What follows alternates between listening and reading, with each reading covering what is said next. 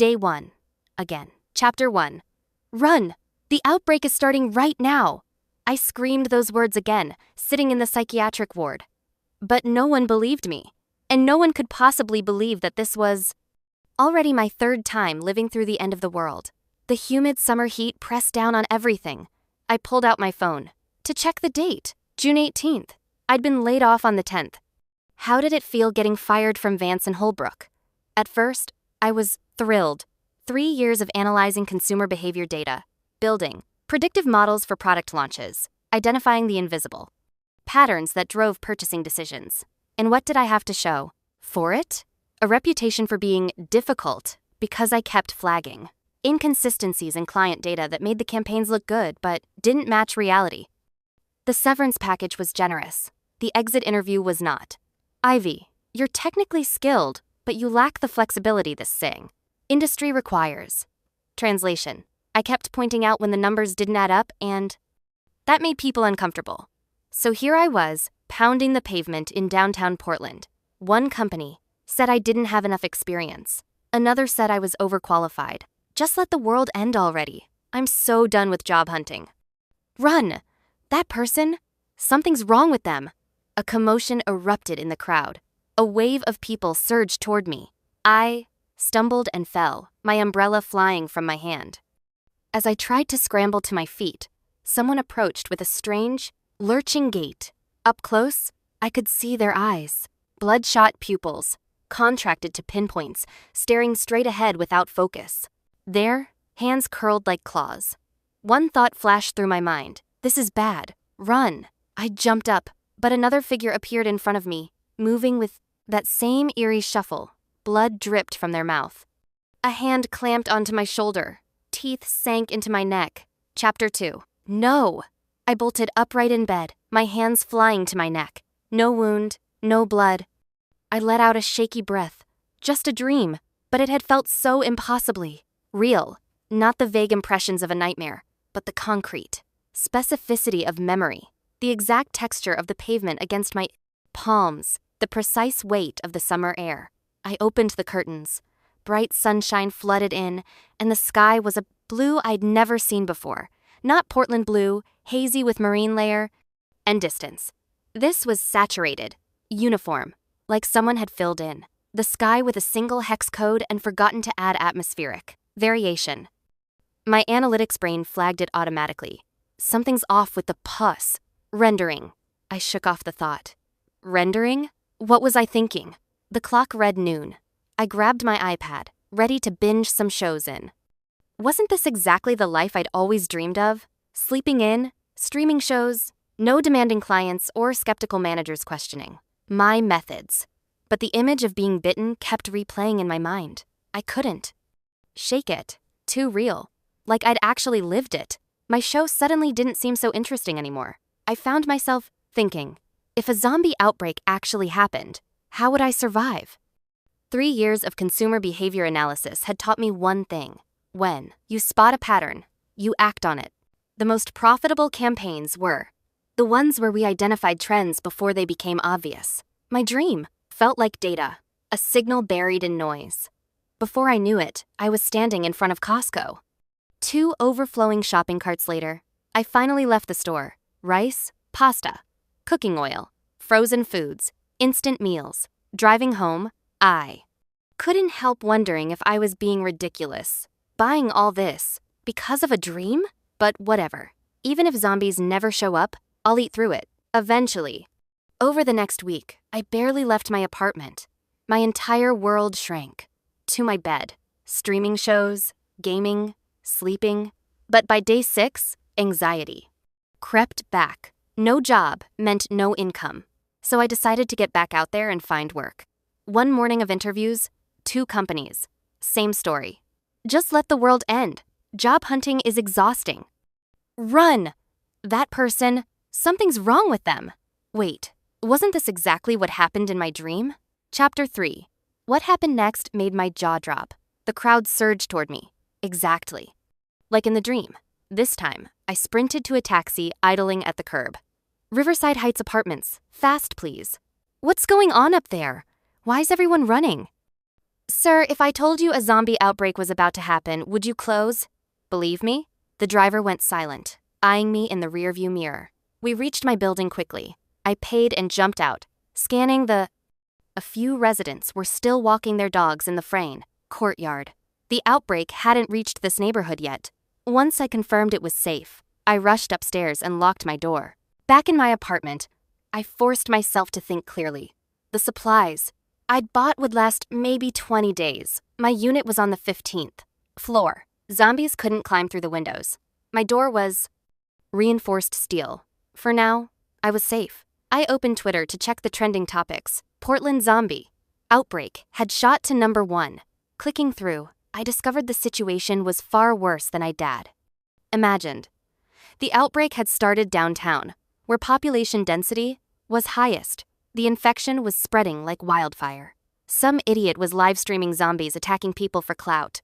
1 second he was saying, "Smash that like button." The next second, a zombie tore his head off. Suddenly, I heard chaos outside my window. I looked down. The dog walkers in the courtyard scattered in panic, fleeing from zombies pouring in from every direction. Some lucky ones escaped into their buildings.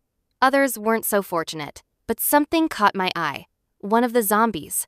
It walked directly through the corner of a concrete planter. Not around it, through it, like the solid object didn't exist. I blinked, and the zombie was on the other side of the planter, continuing its pursuit as if nothing had happened. Collision detection failure. The thought came unbidden, and I immediately dismissed it. I was in shock, seeing things. People don't walk through planters. I closed my window. Too real. Even the timing was identical to my dream.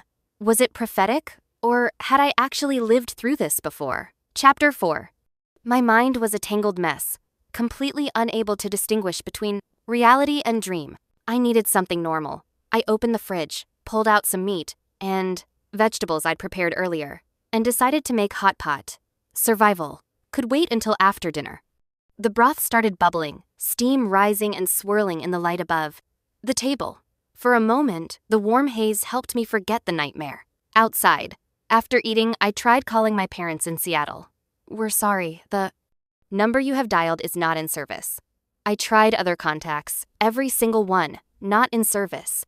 This was beyond strange. I felt completely cut off from the world. Thump, thump, thump, thump. Strange noises echoed from the hallway. I rushed to the living room and peered through the peephole. Several turned people shambled through the corridor. Their eyes were vacant, their faces smeared with blood. Fresh wounds on their necks still oozed. Most of this building had already turned. That night, I looked outside and saw stars. More stars than I'd ever seen in Portland. They were so bright, so clear, arranged in patterns that seemed almost too perfect, too evenly distributed across the sky. Combined with that impossibly uniform blue from earlier, and the phone, lines that seemed to have simply stopped existing. This was about more than just zombies. Something fundamental was wrong with the world itself. Chapter 5. Over the next several days, I stayed in my small apartment, consuming my stockpiled supplies. The pattern analyst in me couldn't stop cataloging. Anomalies. The weather never changed. Same temperature, same humidity, same artificial-looking sky. No clouds ever moved. The sun rose and set at perfectly predictable intervals, like someone had programmed a day, night, cycle, and forgotten to add variation. The zombies below exhibited strange behaviors too. When I watched them through binoculars, I noticed they would sometimes pause mid-stride, freeze for a fraction of a second, then continue as if nothing had happened. Once, I saw 3 of them execute the exact same turning motion at the exact same moment, like puppets pulled by identical strings. I started keeping notes. Old habits die hard. What terrified me wasn't just the zombies outside. It was the complete inability to contact anyone. The isolation felt like being stranded on an island, the loneliness pressing in from all sides. I turned on the TV. Every channel showed the same thing, a static test pattern, the kind you'd see in old movies when broadcasting ended for the night. A week passed. I heard a commotion below and looked down. Someone was in the courtyard, dodging zombie attacks. A man in a black jacket, wielding a long-handled axe. moving with impressive agility. Within minutes, he'd dropped several zombies. Just when I thought he might escape, a little girl suddenly ran out from a hiding spot nearby. Her screams attracted more zombies, surrounding them both. If he abandoned her, he might still have a chance. But he turned back. He ran toward the girl. A zombie reached her. First, he decapitated it with one swing. He scooped up the child and tried to escape, but she kept crying and screaming, drawing more and more zombies. Overwhelmed and exhausted, the man finally collapsed. Both he and the little girl were bitten. But then something strange happened. The girl turned into a zombie, but the man simply vanished.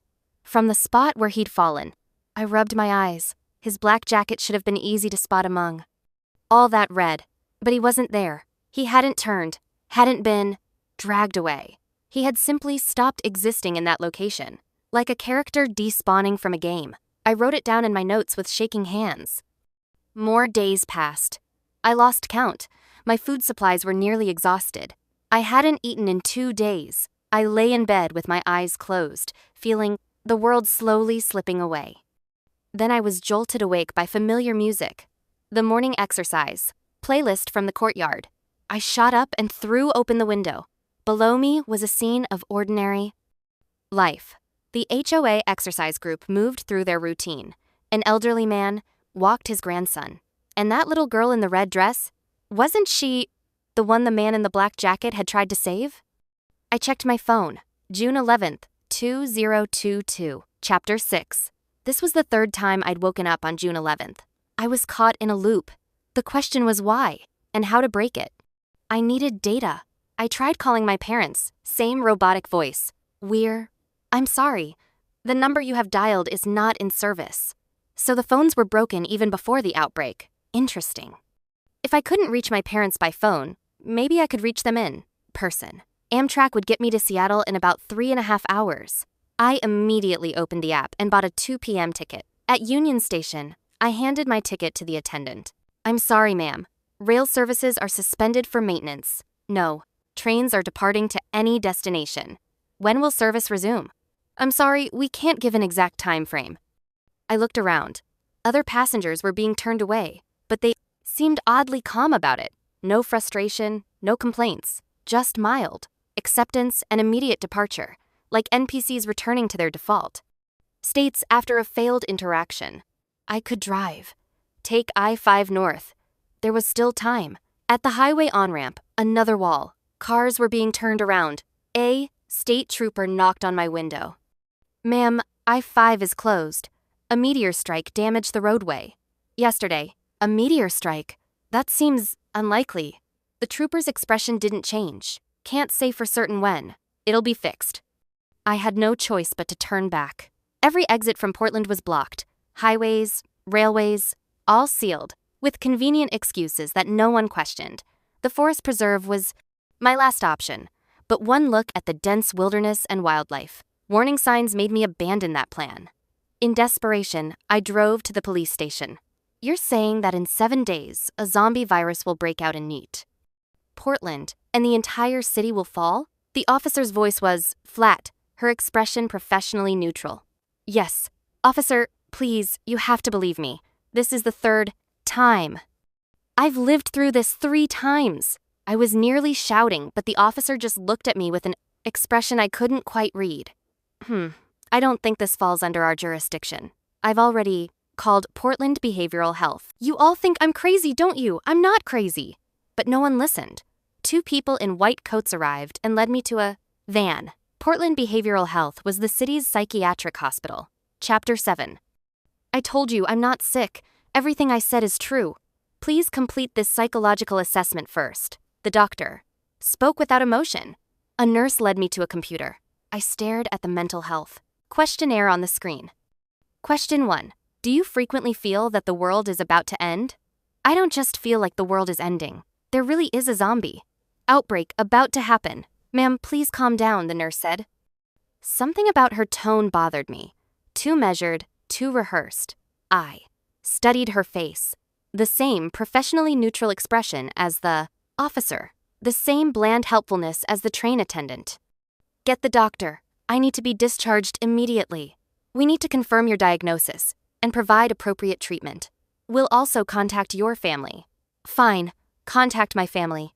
I couldn't even reach my parents. If they could get through, that would actually be useful. We already contacted them. They've approved your treatment and wired funds for your care. What? That's impossible. I called them multiple times. The line was, "How did you even get their contact information?" Initial assessment indicates the patient has persecutory delusions. The doctor murmured to a resident, whose pen scratched across a chart. I shot up from my chair, grabbed the chart, tore it to pieces. "I've told you 100 times, I'm not sick. Quick! The patient shows persecutory delusions with violent tendencies." All I did was tear up some paper and suddenly I have violent tendencies? Guards rushed in and restrained me.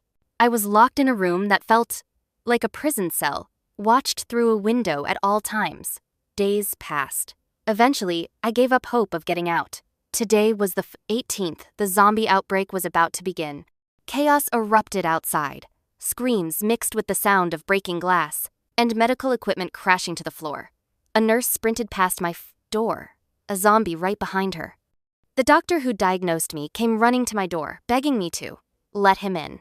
"Aren't you afraid to share a room with a patient who has persecutory delusions and violent tendencies?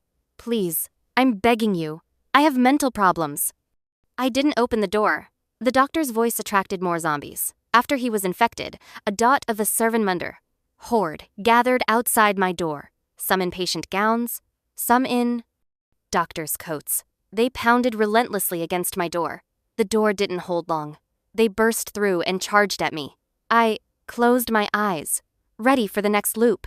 But this time, I didn't wake up in my bedroom. I was in a place of pure darkness.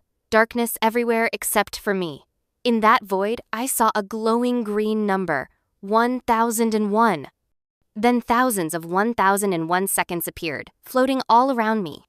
The numbers, fragmented, breaking apart into countless 1 second and 0 seconds that rushed toward me. I shielded my eyes, but felt nothing. The data passed through my axon, body, and dissolved into the infinite darkness. Binary. The thought was clear and immediate. 1001 inches binary is 9 inches. Decimal. What was happening? Had my loop ended? Was I never going to wake up? Again? Chapter 8. I floated in that darkness for what felt like forever. Then, a sliver of light appeared, and sunshine came flooding in. When I opened my eyes again, I was in my own bedroom. I grabbed my phone. June 11th, 2022. Fourth loop. But this time, I had data. What I knew for certain. 1. I was trapped in Portland. Every exit was blocked by implausible obstacles. Meteor strikes, maintenance, convenient excuses. 2. I couldn't contact anyone outside the city. Phone lines that should work simply didn't. 3. Never tell anyone about the zombies. No one would believe me. And the response was scripted. Immediate psychiatric hold. 4. The anomalies I'd cataloged. The uniform sky, the synchronized, zombie movements, the man who vanished, the collision detection, failure. They pointed to something bigger than a virus. 5. The binary number 1001 meant something. 9 in decimal, a clue to escaping. This time, I would have to rely on myself to survive and find a way to break the loop. I headed straight for the wholesale district. 100 cases of bottled water delivered to my address. Massive quantities of food. A chest. Freezer for meat and frozen goods. Self-defense weapons. A tactical folding shovel and a long-handled axe. The same kind the man in the pain black jacket had used. A drone with a camera. Solar panels. Backup. Phone. By June 17th, I was ready. On the morning of June 18th, I went back to the plaza where the outbreak always started. I needed to confirm this was ground zero. To prove that, every loop played out identically. A commotion rippled through the crowd. Then I saw them, those familiar, fish-dead eyes. I hailed a taxi. Riverside Heights Apartments. Quick, please. What's going on back there? Nothing much, just some patients from the psychiatric hospital. Soon I was home. As I got out, I spotted a familiar figure, the little girl whose screams had doomed the man in the black jacket. "Your mom's looking for you. Go upstairs." She looked confused but ran toward her building. I hurried to my apartment, double-locked the door, and shoved the chest freezer against it as an extra barricade. Then I retreated to my bedroom, drew the curtains, put on noise-canceling headphones. The chaos, the screams, all of it was shut out. You did nothing wrong. Remember how they treated you last time. Chapter 9. In the early days after the outbreak, screams and zombie roars echoed, constantly outside. But after a few days, the complex fell into a deathly silence. Most people had turned. The survivors didn't dare make a sound. This time, with my massive stockpile, I wouldn't starve. My daily life consisted mainly of cooking, exercising to stay in shape, and cataloging anomalies. The sky never changed. The zombies exhibited their strange synchronized behaviors. Once, I watched one walk directly through a park bench, another collision detection failure. Just when I thought life would continue this quiet, monotonous way, something bizarre happened. I was in the bathroom when I realized no toilet paper. The new roll was all the way in the storage closet. If only I could just summon objects to me. I looked down, lost in thought. When I looked up, a roll of toilet paper was floating right in front of my face. After everything I'd been through, I was beyond shock. I tested the ability systematically. Lying in my bedroom, I thought, orange juice from the fridge. 1 second later, a bottle materialized in my grip. Could it work on people? I concentrated on teleporting myself to the living room, opened my eyes, still lying on my bedroom bed. Objects only. Noted. 2 weeks passed. I heard a commotion below. Through binoculars, I saw a man fighting off zombies. Black jacket, long-handled axe. Impressive. Skill. The same man I'd watched die in my second loop. In my loops, everyone repeated the same lines, the same actions. The only variables were me. And, apparently, him. We were both caught in the cycle. I had to save him. Finding someone else in the loop might be the key to breaking free. He was surrounded, clearly running out of steam. I tied my phone to the Clastes drone and flew it in the opposite direction, blasting music at full volume to draw the zombies away. It worked. The zombies swarming him all turned toward the sound. I guided him to my building with text messages displayed on the phone screen, then rushed to open my door. "You've been through 4 loops?" he asked after I'd explained. "Everything. I've only had 2. This is my second." "So why didn't you stockpile supplies and stay somewhere safe?" "You thought holding up with supplies would break the loop. I thought the answers were out there, that I couldn't just sit and wait." He studied my apartment, taking in the organized supplies, the notes pinned to the wall. "You're very systematic. I used to be a marketing analyst. Pattern recognition is kind of my thing." Callum Reed, military logistics, 8 years. Which explains why I'm better at fighting zombies than surviving supply shortages. Ivy Thornwood. We talked for a long time.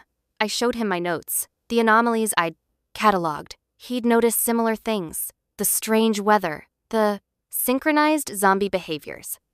"The Truman Show," he said. "You think we're like Truman? Trapped in some giant movie set? How else do you explain why I can't leave Portland? Or this weather? That never changes?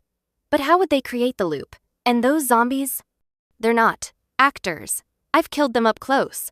They're something else." I didn't have an answer. The truth was far more complex than either of us could imagine. Chapter 10. My phone screen lit up. A mysterious text from number 666. "Want to return to normal life? Come to Whitechapel." Whitechapel was one of the city's landmark buildings. An old Gothic church. I looked up at Callum. "You got the text too?" "Yeah. What do you think? Should we go?" Based on one text from a fake number, it's more likely to be a trap than actual hope. Trap or hope? We won't know until we go. And waiting hasn't gotten you out of the loop. He was right. I tried waiting before. All I got was death. "There's something I haven't told you," I said, right before my den. 4th loop started. I saw something in the darkness. The number 1001, glowing green, breaking apart into 1 second and 0 seconds. Callum found paper and a pen. 1001 inches binary is 9. But it's also a palindrome. Reads the same forward and backward. Like a loop. You know, binary? Military logistics involves a lot of systems work, encryption, data, analysis. He wrote something else on the paper. I once flew my drone over Whitechapel and took aerial photos. The building's layout forms an X. X marks the spot? Maybe. Or maybe 1001 and X are both pointing to the same thing. An endpoint. A win condition. The fog was beginning to lift. One more step forward, and the truth might finally be revealed. It was getting dark. We decided to set out the next morning. Chapter 11. After a night of planning, we mapped out the shortest route to Whitechapel. It passed through densely populated areas, which probably meant more zombies, but my car was still in the parking lot downstairs. Trap or salvation, we'd finally have an answer. I sent the drone up to scout. We got lucky. No zombies in our building, and most of them in the courtyard had gathered elsewhere. A few stragglers near the car, but I could lure them away with the drone. We moved silently down the stairs. The drone flew to a distant spot and started playing music. Once the zombies cleared out, Callum and I sprinted to the car. I turned the key. The engine roared to life. Too loud. Several zombies immediately charged toward us. We peeled out, leaving them behind. Once we exited the complex, the scale of devastation hit me. Zombies. Everywhere. The city I'd known was gone. Broken signs lay across the fortress road. Bloodstains everywhere. Abandoned cars scattered like fallen leaves. We quickly hit a problem. Too many obstacles. Even careful driving caused collisions, and every collision drew more zombies toward us. A massive zombie horde formed behind us. "We can't keep driving," Callum said. "This car is turning into a bindon." Rolling metal coffin. They were grabbing onto the windows now. Cracks spiderwebbed across the one. Glass. Callum rolled down his window. A zombie shoved its head through. He decapitated it with one swing. Then the dashboard caught my eye. We were almost out of gas. "See that building with the open window?" Callum pointed ahead. "Stop." The car. We jumped through, closed the window behind us. I accelerated, creating distance, then stopped beneath the window. We leaped out, dove through the opening, slammed it shut. The building wasn't empty, but the zombie count was manageable. Callum handled them alone. We crept through the building, trying not to make a sound. It was eerily quiet inside, just our breathing. No, wait. We both stopped listening. A tapping sound, irregular, sometimes fast, sometimes slow, occasionally pausing. Someone else was alive in here. We followed the sound to a conference room door, locked from inside. "We're human, not zombies," I whispered. Furniture scraped against the floor. Then the door opened. We slipped in, and immediately locked it again. The person inside wore thick framed glasses and a rumpled button-down shirt. A laptop sat open on the table, lines of code scrolling across the screen. "Why did you come here?" he asked warily. We explained about the mysterious text, Whitechapel, ending up in this building. We mentioned the loops. His eyes lit up. "You've experienced the loops too? This is my third time. I told my coworkers about it. They thought I'd lost it. Call me Spencer. What are you working on?" I nodded at the laptop. "Trying to reverse engineer this." He turned the screen toward us. "I'm a software engineer. Game development, actually. And everything about this situation. The bounded map, the looping mechanic, the NPC, behaviors. It all follows game design logic. You think this is a game?" "Not a game exactly. A simulation. The 1001 you saw in the darkness? That's binary for 9. But more importantly, 1001 is a palindrome. Same. Forwards and backwards. A loop structure embedded in the code itself. If it's a simulation," Callum said slowly, "then there's a win. An exit." "Exactly. And I think Whitechapel is it. But here's what concerns." Spencer's expression darkened.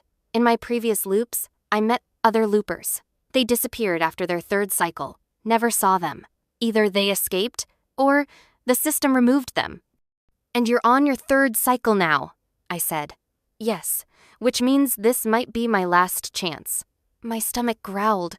I visualized emergency rations. They appeared in my hands. Spencer barely reacted. "So you've got abilities too, just like me." He placed his hand on his chest. Instantly, a shimmering barrier formed around him, like a wall of compressed air.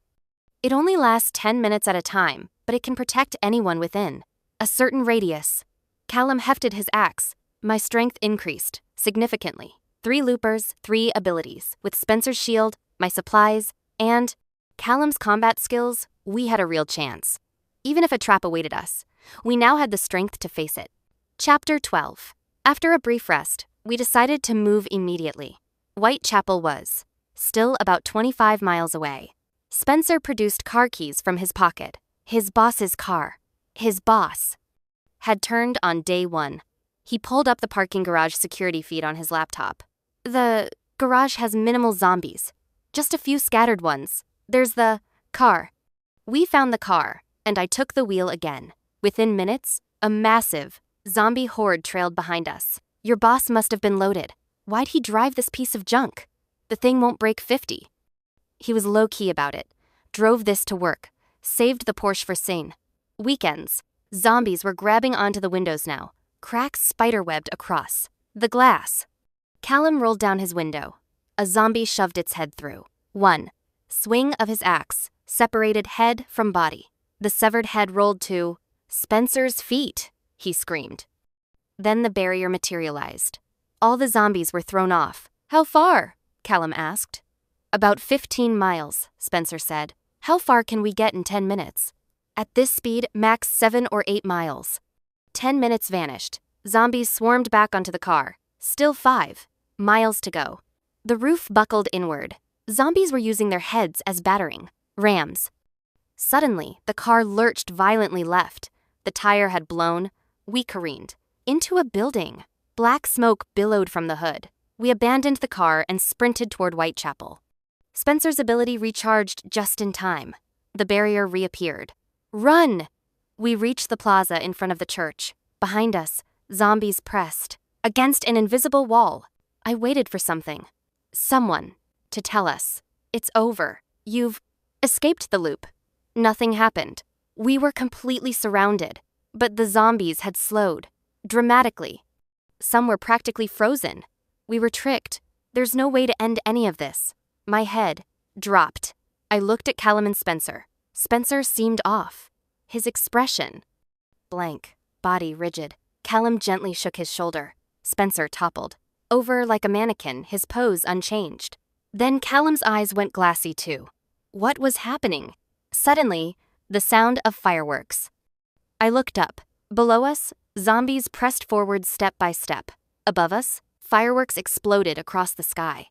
The bursts arranged themselves into letters. Unmistakable win. The instant I registered the word, my vision blurred. A flash of white light. Chapter 13. I woke up at my computer desk. For a long moment, I couldn't move. My hands were shaking. The fluorescent lights of my apartment felt wrong. Too bright, too steady, nothing like the uniform sky I'd grown accustomed to. I grabbed my phone. June 18th, 2022. Had I escaped the loop? I noticed the VR headset in front of me. Slowly, with numb fingers, I put it on. Fireworks filled the sky. And 2 words. Game over. All of it. Was a game? I pulled off the headset. My apartment looked exactly as I remembered. It. Before the outbreak. Before the loops. The curtains were open. Outside, Portland continued its ordinary existence. Cars passing. People walking. No zombies. But I didn't feel relief. I felt hollow. I had died. Multiple times. I had watched people die. The doctor. Begging at my door. The man in the black jacket overwhelmed by the menace. Horde. Countless strangers torn apart in the courtyard. I had felt the teeth sink into my neck. And none of it was real. I looked at my hands. They were trembling. A notification appeared on my phone. Capital One. Your card ending in 5,937 was charged $9 on 6/18 at 1:09 p.m. $9. So when I was floating in that darkness, seeing 1001 and all those 1 second and 0 seconds, I was making an in-app purchase? A laugh escaped me. Then another. Then I was laughing so hard I couldn't breathe. And somewhere in the middle of it, the laughter turned to something else. I sat at my desk, head in my hands, trying to process what had happened to me. 4 loops, weeks of subjective time, terror, isolation, death. All for $9 and a VR experience. My phone buzzed again. A calendar reminder. Job interview, 3:30 p.m. Meridian Analytics. It was already 3 p.m. Part of me wanted to stay home, curl up in bed and process the surreal horror of what I'd just experienced. But another part, the part that had survived 4 apocalypse loops, refused to let a job interview intimidate me. I bolted out the door, flagged a taxi, and barely made it to the office. In time, the HR person asked me to wait in a conference room. The hiring manager would arrive in 5 minutes. I heard the door open. I looked up. The interviewer walking in was Callum. We stared at each other. "You?" I said. "You." He sat down slowly, his expression a mirror of my own. Disbelief. "That was, you were in the alpha test?" "I didn't know it was a test. I thought I was dying." Repeatedly. "Same." He rubbed his face. "I've been trying to convince myself it was just a really immersive experience. But seeing you here, in person, it was real." I finished. Not the zombies, but the experience. The 10. Fear. "Yeah." We sat in silence for a moment. Then he laughed. The same slightly unhinged laugh I'd produced earlier. "This is the strangest job interview I've ever conducted. Want to skip it and get dinner instead? I have questions. About the bad game. About the loops. About how we're supposed to process any of this." "God, yes." We went to a mall downtown. It was packed. Some gaming company was launching a public beta. We pushed to the front. The giant screen read, "Survive Apocalypse I. Public beta now live." I felt my stomach drop. "Mr. Ellis, we know you conducted a limited alpha test before this." "Public launch," a reporter was saying on stage. "How did that go?" "Overall, we're pleased. There are a few areas for improvement. First, our maps are limited. Just Portland for now. Some alpha testers found the immersion lacking because they couldn't travel beyond city limits. We're looking at adding more maps in future updates." Callum and I exchanged glances. "Second, some rendering still needs polish. The sky, certain scenery. We'll have that fixed in the next version. The uniform blue sky, the perfectly distributed stars, rendering issues. Finally, we're still debating internally whether to charge players after they've used their 3 lives or keep the 4th attempt. Free. 3 lives. 4th attempt. The loops had a price." I looked at Callum. "I think I need to sit down. I think I need a drink." We found a bar near the mall. Over whiskey, we talked for hours. About the game. About what it meant that we'd formed a genuine bond in a simulation. About whether the fear and teamwork and trust had been real. Even if the zombies weren't, we didn't have answers. But we had each other. 2 people who understood what it felt like to survive the end of the world, even if the world had been made of code. And in the morning, I'd have to figure out what to do with my life. Find a job, pay rent, navigate the ordinary apocalypse of adult existence. But that could wait until tomorrow. The end.